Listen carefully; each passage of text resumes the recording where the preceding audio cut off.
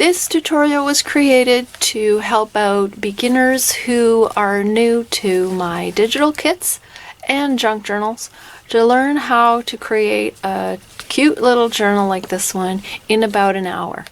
I'm going to go over the different steps and offer different links as well to other extra information. So the first thing to do with a digital kit is to print the sheets that you're going to want to use in your project. I've selected 6 of the image pages from the Vintage Queen Bee collection for the purpose of this video. So here they are.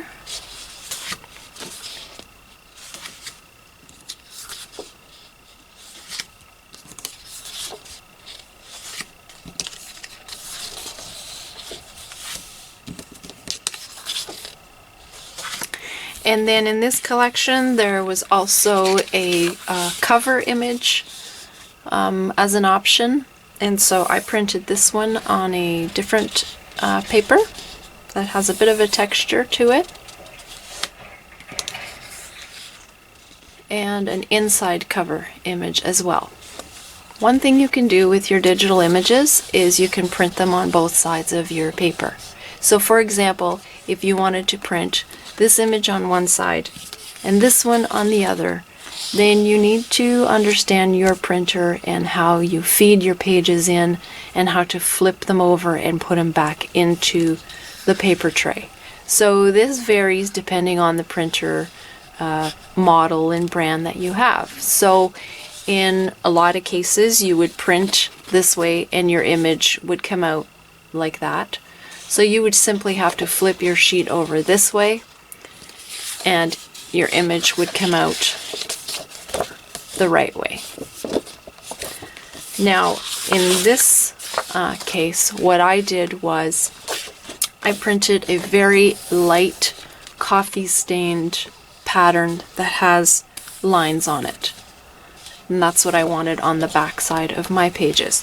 And this digital image is actually available on my blog, and the link is below as well. One of the questions I get asked a lot is, how do I get my front image to print exactly in the same position as the back, so that when you're trimming your image that you're not left with any white space that you didn't want? Well, that's a printer issue that has to do with the little the wheels that pull your paper in. So I actually have a few printers, and one of them just does not want to print evenly on the front and back. And one of the quick fixes that I end up doing sometimes when I do want double-sided pages is, if there is a gap somewhere on the top or bottom or the sides, I just use a little bit of washi tape or some lace or you know, some ink of some kind, and I just cover that up and I fix it to make it work. Now that our digital images are printed, it's time to pick out some extra paper to go into your journal. So here are examples of things that you can use. You can use envelopes, you can use note cards, book paper, and these have been taken out of the bound book in 2 pieces, so that's a really nice, easy way to use them back into another journal because they're already double-sided and ready to go. Another greeting card, a little paper bag, and this one I'll be cutting the bottom off as well, so that when it's folded there'll be a pocket on this side and a pocket on that side. Some more book paper.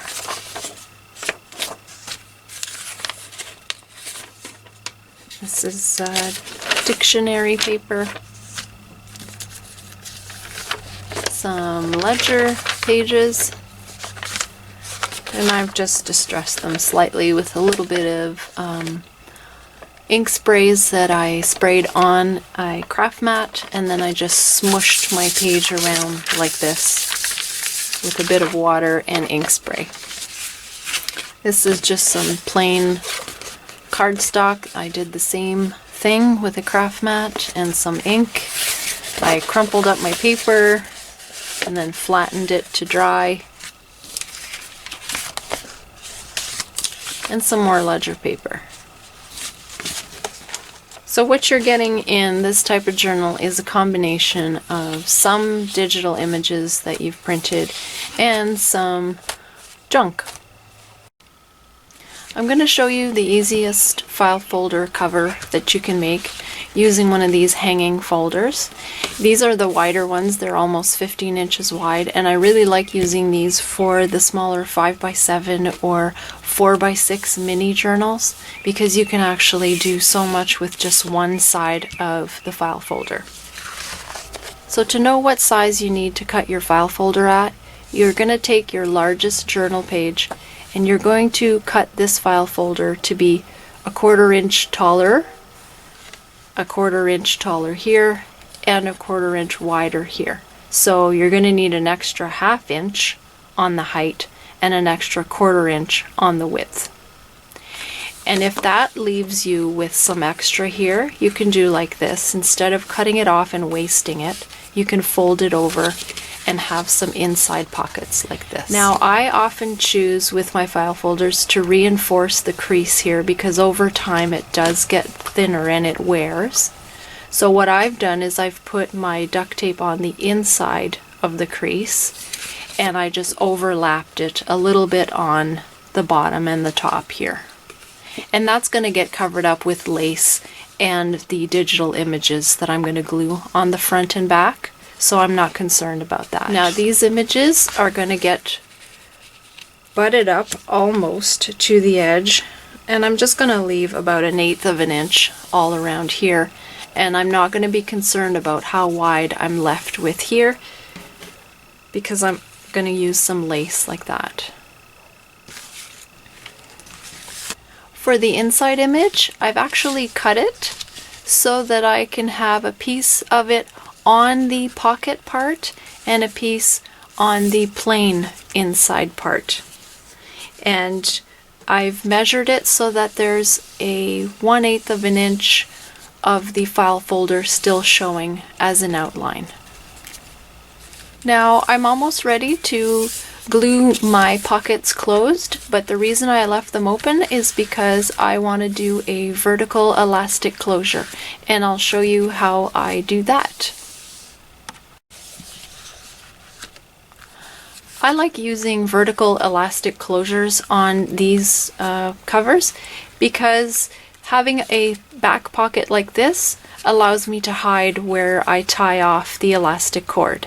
So in order to pass the elastic cord through the back here, I just punch a hole on the bottom and one on the top. And I go about 3/4 of an inch from the edge here and 3/4 from the bottom, and I do the same at the top. I've got a piece of elastic cording here, and I went almost twice the height of the book for the length, and I've passed a button through it just for a added embellishment on the front of the book when it's closed. So I'm going to pass it through by going from the back and putting it in through the top at one end, and then passing it through the other side.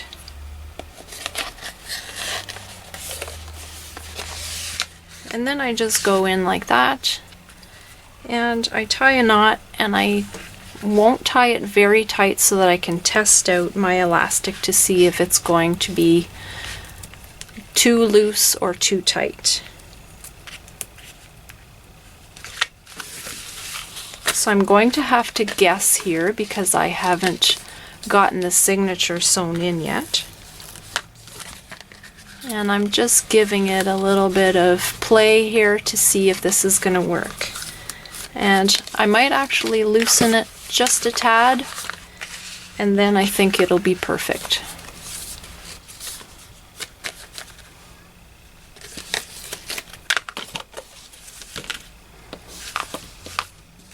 And now I can glue the top and bottom of my front and back pockets and move on to sewing in the signatures. Before attaching our signature to the book cover, we're going to make sure that all the pages we've trimmed are in the order that we want them. And I also go in and distress the edges before attaching the signature in the book. You can do this part afterwards if you want, but I just like to do it first. So this is a really easy binding technique, and it only requires one hole poked at the center of the booklet here. I'm going to keep my clips handy here, and I'm just making sure that the fold is all lined up with each page. And I'm taking my cover and I'm putting the signature in so that there's a 1/4 inch gap at the top and the bottom. Okay, so I want everything to be lined up in the center here. And I want the 1/4 inch at the top and bottom. And I'm going to clip the entire book together.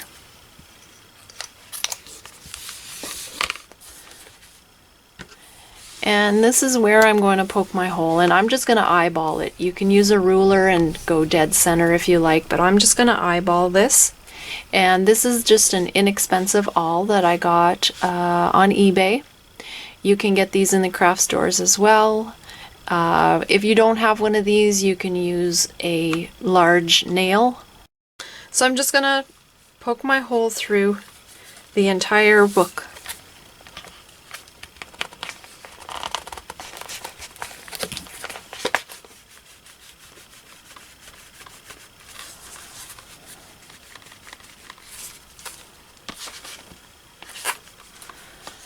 And now I'm actually going to leave the awl in there while I clip the other side as well, just to make sure everything stays lined up. So now I've got a needle and some baker's twine. If you have crochet cotton, that works too. And I'm going to start from the inside of the book, and I'm going to go all the way out. And I'm just going to go right up to the top of the book and back inside all the way down to the bottom, and then back around to the outside of the book. And then I'm going to poke right back into the center here. And this gets tricky, but if your book is attached, you'll have an easier time.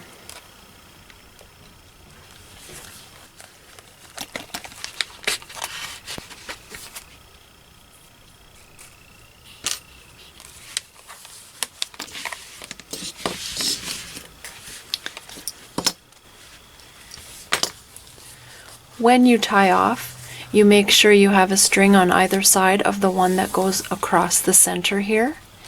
And you also pull in both directions like that, just so that the center one here is snug, but not so much that you're tearing too much at the center here.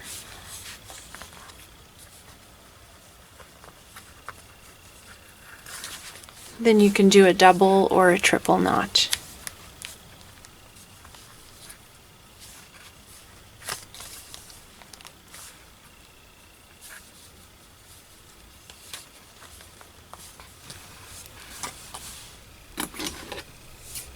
When I cut these off, I make them just slightly shorter than my book, and I like to hang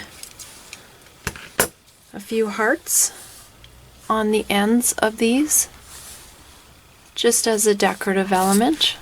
If you don't want the string showing, you can use your center page here, fold it over and create a pocket, and then just glue it, so then your string will be hidden inside. And then go on the outside of your book here and just line up the string to the actual fold of your cover. And there you go, your signature is attached to the inside of your book. And now we're ready to embellish. Typically, my digital kits come with embellishments, so I'm going to show you a couple of different ways that you can use them. So if you've added a few pages in here where you wouldn't necessarily have space on them to journal, this is the perfect place to add an embellishment. So here we've got this small embellishment piece and a couple of journaling cards. What you could do here is you could create a belly band with this piece by just putting a little bit of glue here in here and sticking it either at the center or at the bottom, or 2/3 of the way down.